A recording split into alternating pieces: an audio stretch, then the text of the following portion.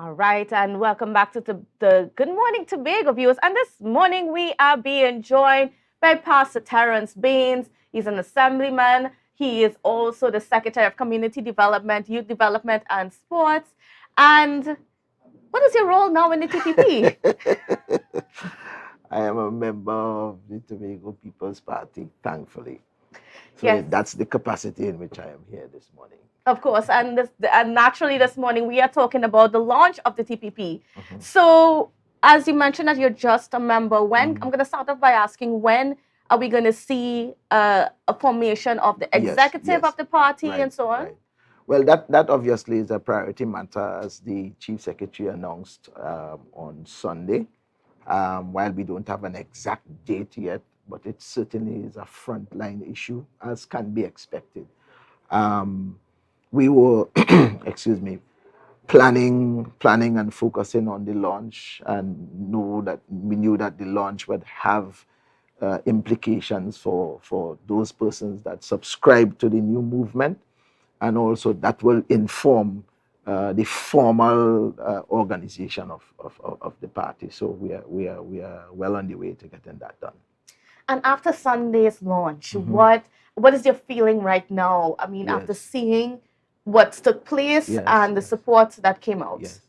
Well, I mean, all of us so excited. There was a kind of euphoria in the moment, and why in the midst of all the excitement, we understand the awesomeness of the responsibility. Um, the the persons that came out also signaled a kind of importance of the organization and the formation of the organization at this point, and even kind of puts us in a place to begin to work more, that the issues of efficiency and all those things have to come to the fore. Um, the desires of the people, the mandate, and those things that we've been talking about overall, about Tobago becoming this space that is envied across the region and perhaps the world. So these matters are of paramount importance to all of us at this particular point in time.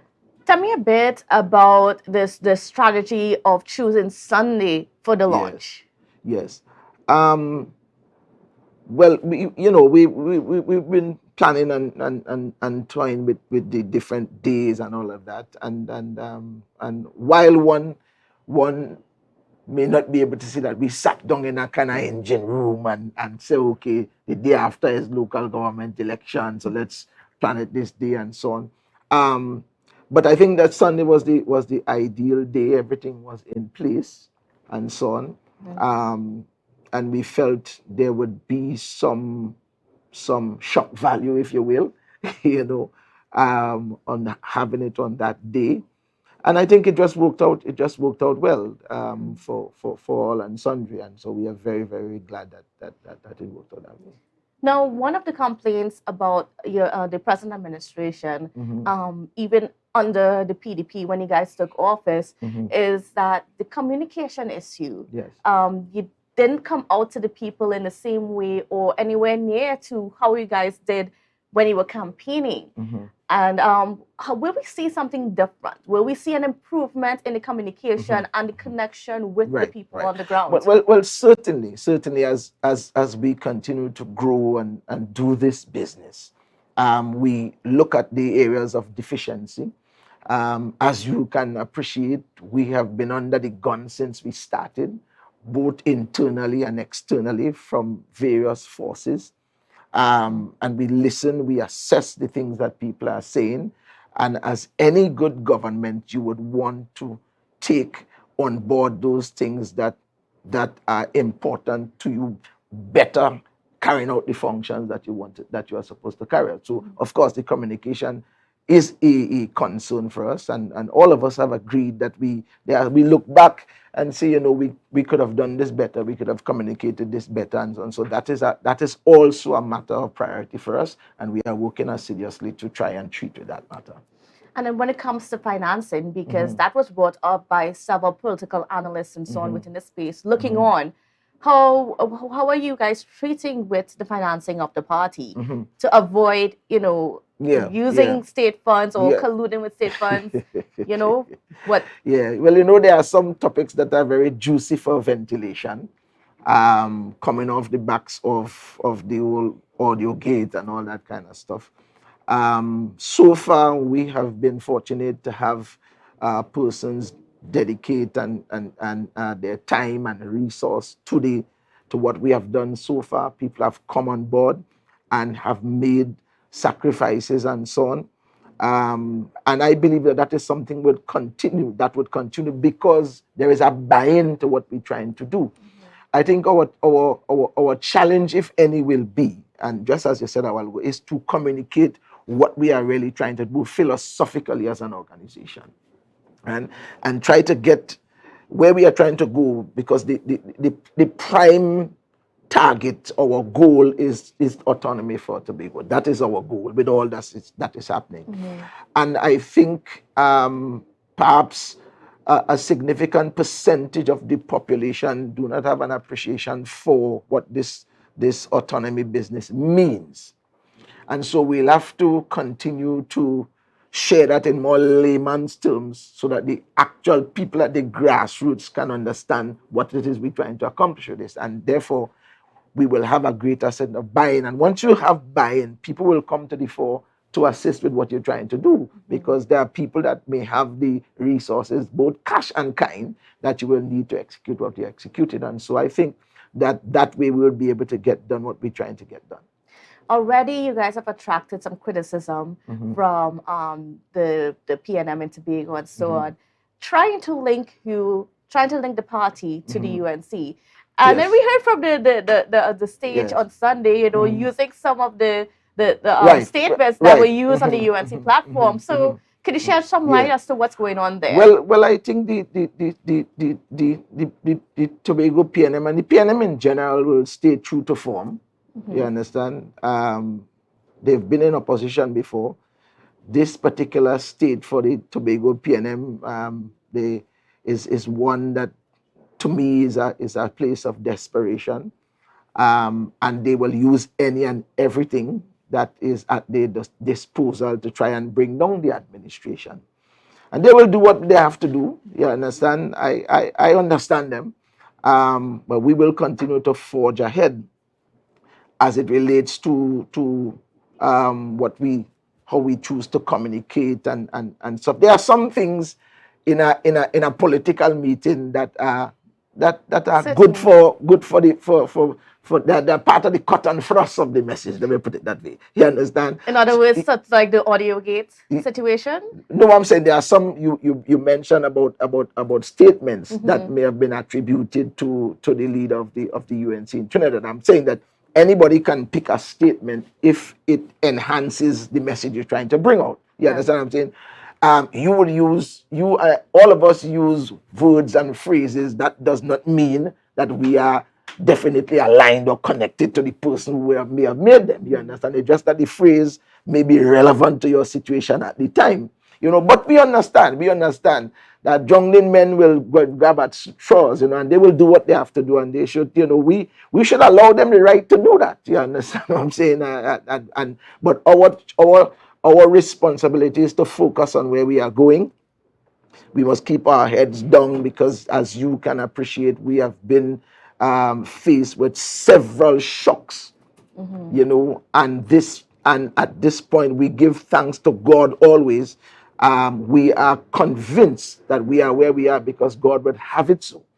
And so, you know, we do our, and we trust Him to assist us in those matters that are beyond us. No, there was a very clear messaging of a declaration of war coming from the launch on Sunday. Yes. And we saw last evening, there was this video circulating, this audio, I should say, circulating, sort of from the whistleblower, sort of trying to discredit what the Chief Secretary stated in the House. Yes. Would I be able to get a response from you for that? Well, I heard this audio thing about some 2 weeks ago. In fact, this audio surfaced maybe a day or two after the Chief Secretary's revelation in the House. It has been edited from the original version. That I know because of what I heard first. But it speaks to the credibility of the man. If you check the string of events, so here it is, a man comes to the fore and says that he recorded this matter, right? Before we were thinking as individuals, there was some breach internally, you understand, and somebody, a part of the internal team, maliciously recorded this thing for some purpose. The way the thing came to the fore and so on, you saw what happened and so on, what the chief secretary and the team recorded and put out and so on. This man comes and says, this is something that was recorded in a party executive meeting and so on. And he held that information because he was upset and bitter and intended to use it going forward. So it comes now, we are told that he took the information, and wherever he took the information, a police investigation began and so on. And we saw that saga. We saw the amazing flaws and discrepancies in the warrants, and people going to search people that does not even fall within the ages of the things that they say that they're looking for. We saw police going up to the Division of Health looking for Zorisha Hackett. You understand? It is maddening, some of the things that we saw going on. We also saw that the chief secretary's video of this so-called whistleblower that is released and so on. And the very day after, some of the principals that are part of the audio comes out publicly and say that they don't know this man and never had any interaction and so on. The prime minister, especially, one day he said he didn't know the man, then the day after says the man was a police witness. And you ask yourself some question. If the prime minister is the chairman of the Security Council, not so? So you will think a matter that is pertinent that you must know. You understand? But anyway, so you have that. You have that happen. So the issue now with this audio tape is that it just goes back and forth, and you don't know, surely in the average mind, that this man cannot be a credible witness. He cannot be a credible. And I will tell you now, Kandace, that I heard up to last night another statement which he made. You understand? Statement. Yes, he made another statement, and I'm sure that will be ventilated in the public in the ensuing days. So it gets more maddening. The point is that all this craziness that is taking place, that we as a team, we have to continue on the path that we are going. You understand? But in a situation like this, where there seems to be conflicting statements coming out, then it even calls into question the credibility of what was presented in the House from the missing whistleblower. Well, the thing is, we don't know what to believe now, because at one point you go to the police, you say, and you give the police a statement. You go to the chief secretary and you say that God spoke to you. This is the thing, you know. I don't know if you remember, he said that God spoke to him. That is why he has come to the chief secretary to recant those things. When a man gone by God, this is not Terance Baynes or whatever. When you're gone by God, that takes it into a different dimension. So to say no in this new audio tape that the chief secretary sent goons to harass and those kind of things, it is maddening. It is maddening. And I know that no way he can be a credible witness. So we don't know what to believe. So what is the steps that you all are taking now to treat for this matter? Because it affects it affects the entire executive council and so on.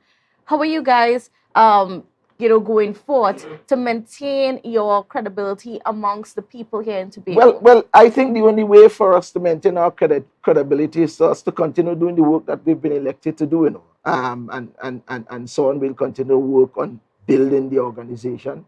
We have to keep focused, because these things are designed to distract you. You understand?